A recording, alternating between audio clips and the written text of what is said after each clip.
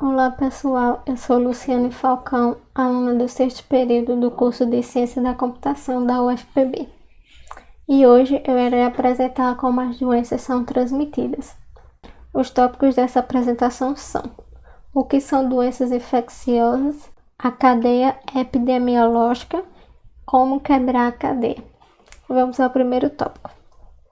As doenças infecciosas são distúrbios causados por organismos, como as bactérias. Muitos organismos vivem dentro e sobre nossos corpos. Normalmente são inofensivos ou mesmo úteis, mas sob certas condições, alguns organismos podem causar doenças. Os sinais e sintomas variam dependendo do organismo que causa a infecção, mas geralmente inclui febre e fadiga. Infecções leves podem responder a repouso e remédios, enquanto algumas infecções potencialmente fatais podem precisar de hospitalização. A cadeia epidemiológica representa o conjunto de elementos relacionados que demonstra o processo de propagação de doenças transmissíveis. Tudo começa com os patógenos. Depois, seguem para um reservatório, para então encontrar um portal de saída. Desse portal de saída vai ter um modo de transmissão,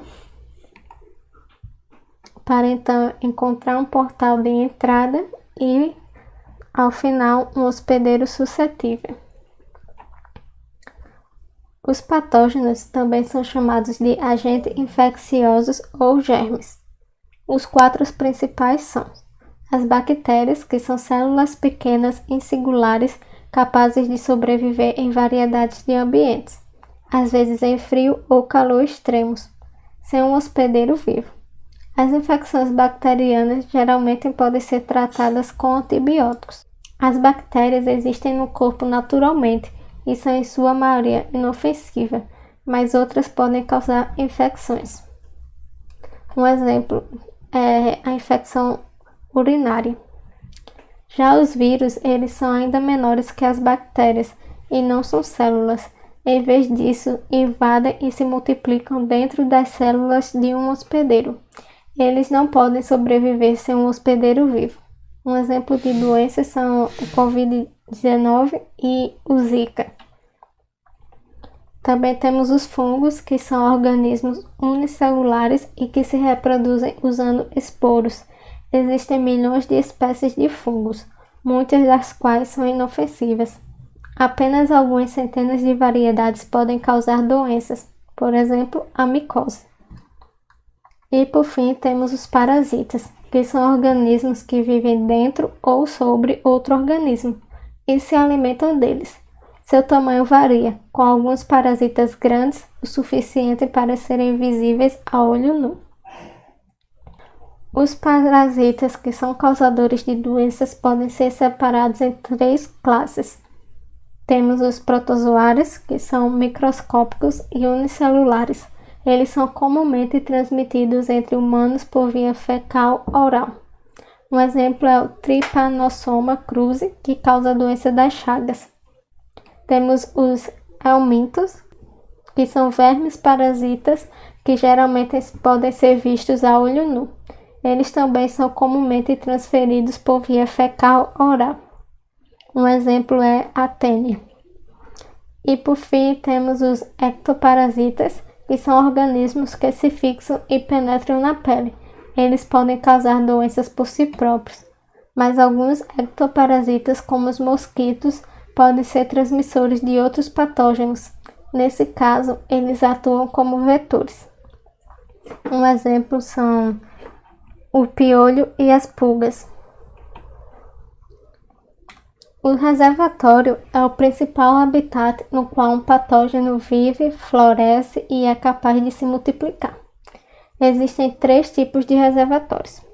Temos o reservatório de animais e insetos, que inclui a doença de Lyme, que é transmitida por carrapatos, a raiva, que é transmitida por cães, gatos, raposas e morcegos, e salmonela, que são transmitidas por aves, gados, ovelhas e porcos. Temos também o reservatório ambiental, que inclui o solo e a água. O solo, por exemplo, Ele atua como reservatório para o agente causador do tétano. E temos o reservatório humano, que dentro desse reservatório existem duas formas. A primeira são casos clínicos agudos, em que alguém está infectado e apresenta sinais e sintomas da doença, e temos os portadores, quando alguém foi colonizado, mas não está doente. Os portadores eles podem ser divididos em 4 grupos. Tem os incubatórios, que são pessoas infecciosas antes mesmo de seus próprios sintomas começarem. Temos os portadores inaparentes, em que o indivíduo é capaz de transmitir uma infecção a outros sem nunca desenvolver ele próprio a infecção. Temos os portadores convalescentes, que são pessoas que estão na fase de recuperação da doença, mas que continuam a ser infecciosas. E temos os portadores crônicos, que é qualquer pessoa que se recuperou, mas que continua a ser portadora da infecção. Depois de passar pelo reservatório, existem os portais de saída, que é qualquer rota que permite que um patógeno deixe o reservatório ou o hospedeiro. Em humanos, os principais portais de saída são alimentar via vômito, o geniturinário via transmissão sexual, o respiratório por meio de tosse, espirro e conversa, pela pele via lesões cutâneas e transplacentárias, onde a transmissão é da mãe para o feto. Após os patógenos encontrarem um portal de saída, entra o próximo passo, que são os modos de transmissão. Os agentes infecciosos podem ser transmitidos de pessoa para pessoa, de maneira direta, quando há um contato próximo, ou indiretamente, de uma pessoa infectada para um objeto, então para uma pessoa, e pode ser também através de um ambiente contaminado. Vamos começar com transmissão de pessoa para pessoa. A primeira delas é através do ar como gotículas. Isso acontece quando uma pessoa infectada fala, tosse ou espirra e as pequenas gotículas que elas produzem contêm patógenos. As gotas percorrem uma curta distância antes de cair. Elas podem ser inaladas por pessoas que estão próximas ou podem cair e contaminar um objeto ou superfície. Um exemplo de doenças que são transmitidas dessa maneira é a Covid-19 e a gripe comum. Também temos através do ar como partículas de aerosóis. Esse tipo de transmissão é semelhante à transmissão por gotículas, no entanto, essas gotas são muito menores em tamanhos, o que significa que podem ficar suspensas no ar por um período mais longo e ser dispersas pela corrente de ar. Um exemplo de doença que é transmitida dessa forma é a catapora. Também temos através da transmissão fecal-oral, que acontece quando pequenas quantidades de fezes de uma pessoa infectada são ingeridas por outra pessoa pela boca. Os germes podem ser passados diretamente das mãos infectadas para a boca ou indiretamente através de objetos, superfícies, alimentos ou água contaminados. Um exemplo da doença é a hepatite A. Também temos através de sangue e outros fluidos corporais, que eles são transmitidos com sangue, saliva, urina, fezes ou sêmen, e entram em contato direto com a pessoa não infectada por meio do beijo, contato sexual, ferimento com agulha. Um exemplo da doença é o HIV. Por último, temos o contato com a pele.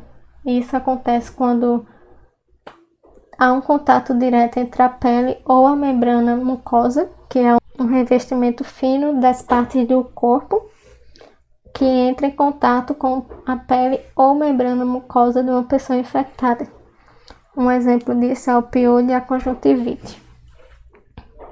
Através do contato com alimentos ou água contaminados. Como o próprio nome já diz, acontece quando bebemos ou comemos de alimentos ou águas contaminados com patógenos. Um exemplo dessa doença é o tifoide. E, por fim, temos através do ambiente contaminado, que acontece pelo contato com animais, insetos ou solo. Um exemplo disso é a malária e o tétano. Após o modo de transmissões, esses patógenos vão encontrar um portal de entrada. E esse portal de entrada é o meio pelo qual uma infecção é capaz de entrar em um hospedeiro suscetível. Nos corpos humanos, isso acontece pela inalação, pelo trato respiratório, absorção pela membrana mucosa, a ingestão pelo trato gastrointestinal e a introdução por meio de inserções de dispositivos médicos. E o último elo é o hospedeiro suscetível. E o quão suscetível qualquer hospedeiro será depende de alguns fatores, sendo eles sua idade, dependendo se ele é jovem ou idoso, se há algum sinal de desnutrição ou desidratação, se já existe alguma doença crônica subjacente, se o hospedeiro sofre de imobilidade, se ele também já estiver tomando algum medicamento que possa interromper ou suprir sua resposta imunológica, e os fatores gerais de resistências que podem ajudar na defesa contra infecções. Como quebrar a cadeia? Bom, principais hábitos que podemos ter é sempre lavar as mãos, tomar as vacinas, limpar o ambiente de preparo de comidas, assim como limpar os alimentos e o tratamento imediato das doenças das pessoas infectadas. É isso, pessoal. Obrigada. Espero que vocês tenham gostado. E aqui estão as referências.